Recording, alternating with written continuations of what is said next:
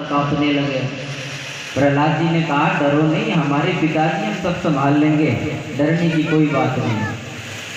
मित्रों ने कहा क्या संभालोगी, इनकी आंखों को देख के ऐसे लगता है कि हमारा शरीर गिर जाएगा। अब हिरण्यकश्यप पर्वत जैसा शरीर और क्रोध में टूट पड़े, सोचो क्या हालत होगी। हिरण्यकश्यप ने कहा अरे प्रहलाद दुर्मनि कुलभेदक, तुम तो मेरे कुल के कलंक पैदा हो गए हो मेरे खानदान में आकर, तो बताओ मुझे किसके बल पे चुनौती दे रहा है। प्रहलाद जी ने कहा पिताजी मुझे ब्रह्मा जी का वरदान प्राप्त है, ब्रह्मा जी के वरदान के कारण मुझे सभी देवी देवता यहाँ तक यक्ष नाग किन्नर सभी भयभीत होते हैं मेरे भय से, मेरे बल के कारण, तो किसके बल पर मुझे चुनौती दे रहा है।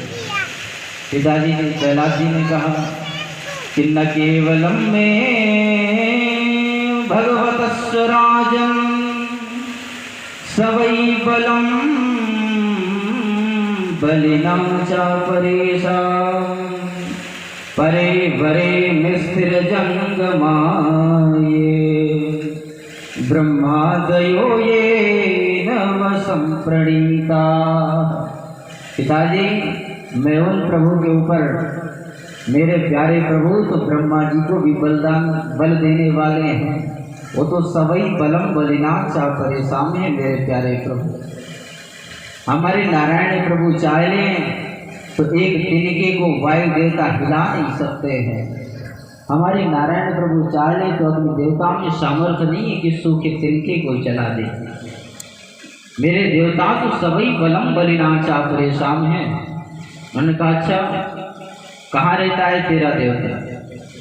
कहा कि पिताजी आपका पूछना गलत, आप ये पूछिए कि तेरा देवता कहाँ नहीं रहता है।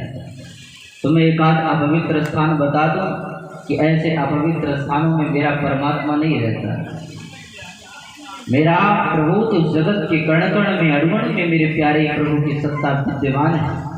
वो तो भवेति व्याप्नोति सकलम जगति विष्णु, संपूर्ण संसार में मेरे प्यारे प्रभु की सत्ता है। पिताजी मैं कहाँ बताऊं कि कहाँ वो नहीं रहता है। हिरण्यकश्यप ने कहा बताओ तेरा परमात्मा इस कमरे में रहता है।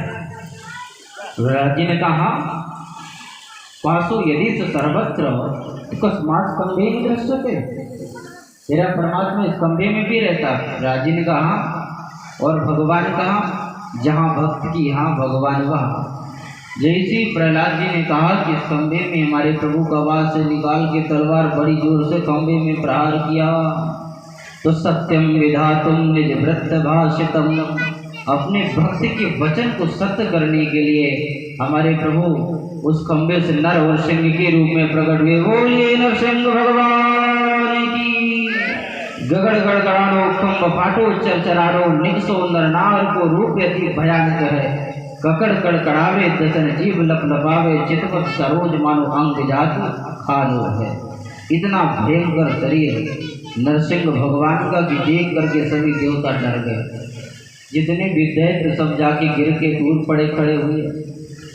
हिरण्यकश्यप भी गिर गया पर अपने आप को संभालता है। भाई मैं काहे को डरूं, मुझे तो ब्रह्मा जी का वरदान प्राप्त है, मैं किस बात से डरूं।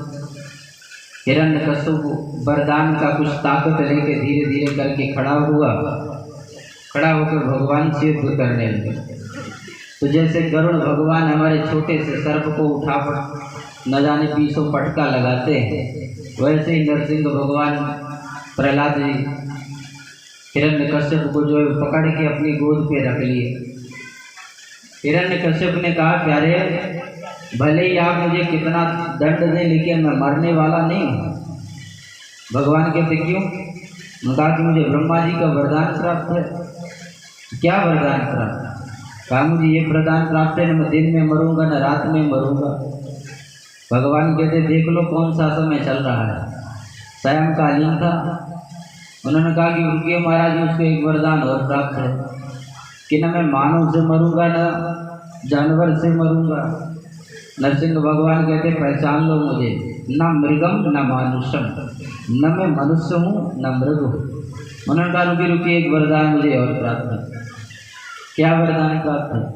कहा कि न मैं अस्त्र से मरूंगा न शस्त्र से। उन्होंने कहा मैं नख रूपी आयुधों से तुम्हारा वध करूंगा, ये ना अस्त्र है ना शस्त्र। हिरण्यकश्यप ने कहता रुकिए, एक वरदान और प्राप्त है। कौन सा? कि ब्रह्मा के द्वारा बनाई हुई सृष्टि मेरा किसी से वध नहीं होना चाहिए।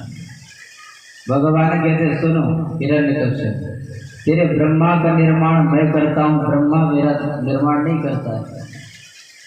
हिरण्यकश्यप अंग प्रत्यंग ढीले हो गए कि अब तो मैं बचने वाला नहीं। और नरसिंह भगवान अपने ही नख रूपी आयुधों से अतरियों को निकाल करके गले में धारण कर लिए और हिरण्यकश्यप का वध कर दिए। प्यारे प्रभु, हिरण्यकश्यप का वध हुआ। नरसिंह भगवान में अपार क्रोध। अब उनके क्रोध को शांत करे तो करे कौन? उनके क्रोध को शांत करने के लिए सभी जाने लगे। भगवान भोलेनाथ गए, इतनी जोर से हुंकार लगाए कि भोलेनाथ का नंदीश्वर पूंछ उठा के भागता हुआ गया। भगवान ब्रह्मा जी भी गए, प्रार्थना करने लगे।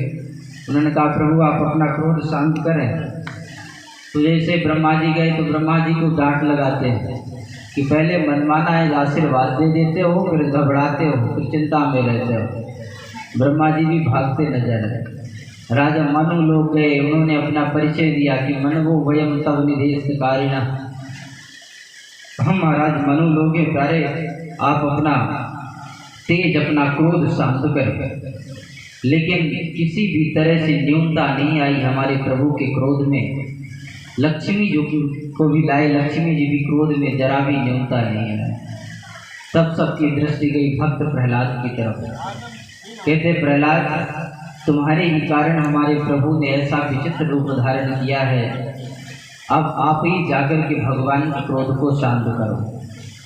तो प्रहलाद जी गए और प्रहलाद जी की दृष्टि भगवान के चरणों तरफ गई, क्योंकि कृपा शक्ति दया की शक्ति भगवान के चरणों में ही रहती। तो जो भक्त भगवान को पाना चाहता है तो चरणों की तरफ ही देख करके प्रार्थना करता है। तो प्रहलाद जी भगवान के चरणों को देखने लगे और देख करके बहुत सुंदर प्रार्थना करते हैं।